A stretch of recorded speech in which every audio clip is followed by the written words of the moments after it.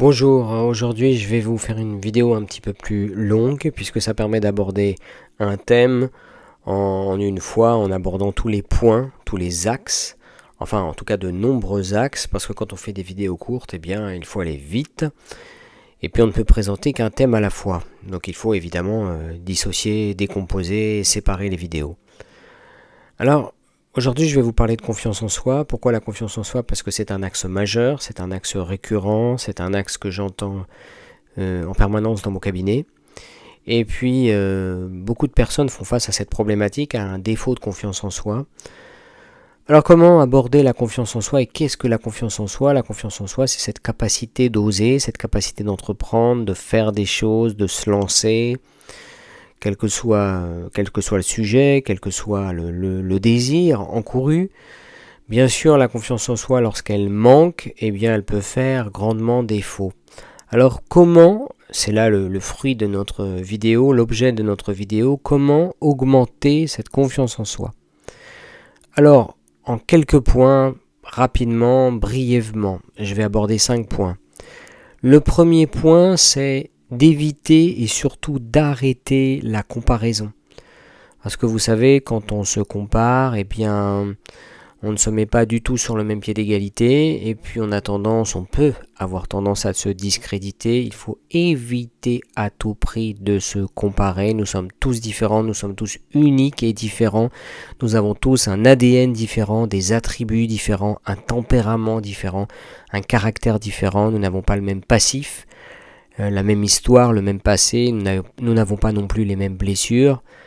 Alors il faut éviter de se comparer parce que c'est très néfaste de se comparer. Et puis, comme je vous l'ai dit, ça permet, hélas, de se discréditer. Et c'est mauvais de se discréditer, de se dévaloriser parce que c'est pas comme ça qu'on peut faire grandir une vraie confiance. C'est pas comme ça qu'on va avoir un influx, une impulsion pour se lancer.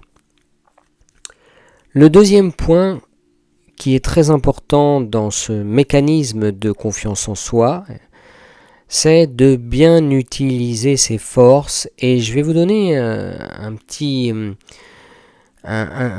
symbolique, plutôt même un synonyme de la confiance en soi. Pour moi, la confiance en soi, c'est l'idée de bien se connaître. Confiance en soi, connaissance de soi. Donc, lorsque l'on se connaît bien, pour avoir une bonne confiance en soi, eh bien ça permet de localiser, de savoir précisément où sont ses forces. Et c'est très important parce que quand on manque de confiance, c'est qu'on ne croit pas suffisamment en soi. Mais c'est pas tant qu'on ne croit pas suffisamment en soi, c'est qu'on ne se connaît pas suffisamment. Alors qu'en fait, on a des forces. Vous avez des forces. Tout le monde a des forces. Tout le monde a des capacités. Tout le monde a des talents. Tout le monde a des particularités, des possibilités.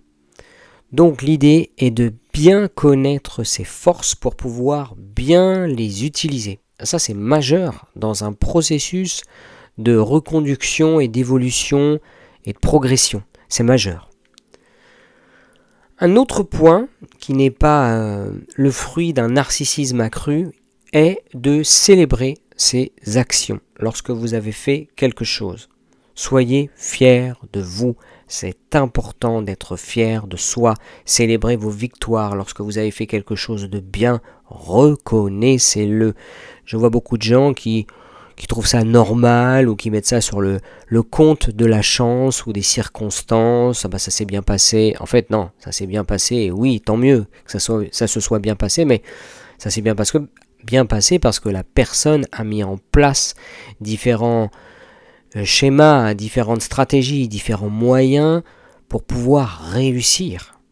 Voilà, on n'a pas un examen, on n'a pas son permis de conduire, quel que soit son diplôme, par hasard. C'est le fruit d'un travail, c'est le fruit d'une réflexion, c'est le fruit d'une répétition. On ne devient pas violoniste ou guitariste ou pianiste par hasard. C'est le fruit de travail. Même Mozart, qui était un génie, qui composait des sonates, répétait, à tel point qu'il en avait les doigts tordus. Même s'il était évidemment très doué, que c'était un génie, il bossait, il répétait. Alors voilà, célébrez vos actions, célébrez vos victoires, soyez fiers de vous. Ce n'est pas du narcissisme, c'est de la reconnaissance. Là, je viens d'en parler, je l'ai cité brièvement, mais dans les mécanismes de confiance en soi, le 4e point que j'aimerais aborder est, et écoutez bien cette phrase qui est très importante, c'est de prendre conscience, c'est d'être conscient de ses qualités.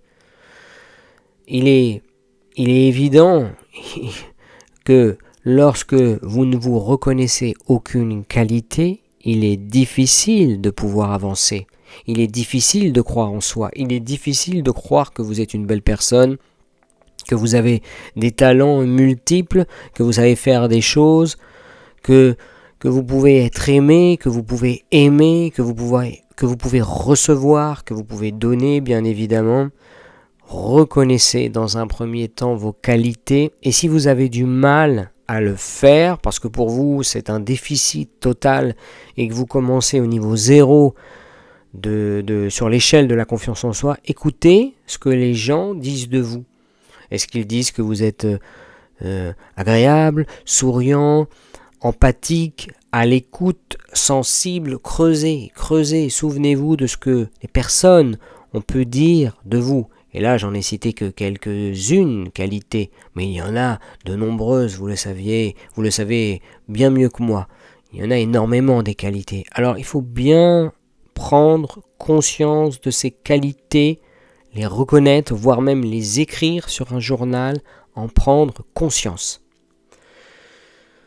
Le dernier point que j'aimerais aborder, et j'aborde cela très rapidement, eh bien, c'est de sortir de la zone de confort, parce que pour pouvoir réussir, pour pouvoir accentuer, pour pouvoir augmenter sa confiance en soi, il faut risquer.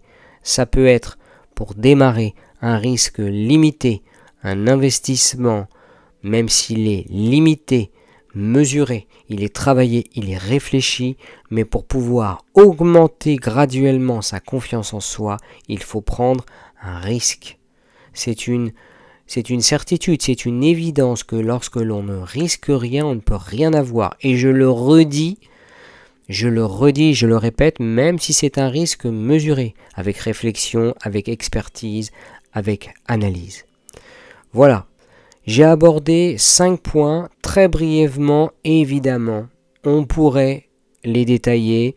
Évidemment, je ferai peut-être une capsule ou un podcast dessus pour pouvoir les décrire, les aborder, les détailler plus en profondeur, les approcher plus proches, parce que chacun mérite que l'on se penche dessus réellement. Mais ça vous permet d'avoir une approche précise, je l'espère. J'espère qu'elle vous conviendra, bien évidemment. Ce sont des axes majeurs que j'ai pu constater, étudier, voir, observer dans mon cabinet à travers des personnes qui avaient des difficultés à avoir confiance, à prendre confiance. Et ce sont des points que j'aborde en permanence avec toutes les personnes que je reçois. Et croyez-moi que ça fait des années que je travaille et des années que je travaille sur ces thématiques bien précises et qui sont essentielles. Voilà, je vous remercie encore de regarder cette page, d'avoir suivi cette vidéo pour ceux qui l'ont regardée jusqu'au bout. Je vous souhaite une belle journée ou une belle soirée ou une belle après-midi, quel que soit le moment où vous regardez cette vidéo, et vous dis à très bientôt. Merci, au revoir.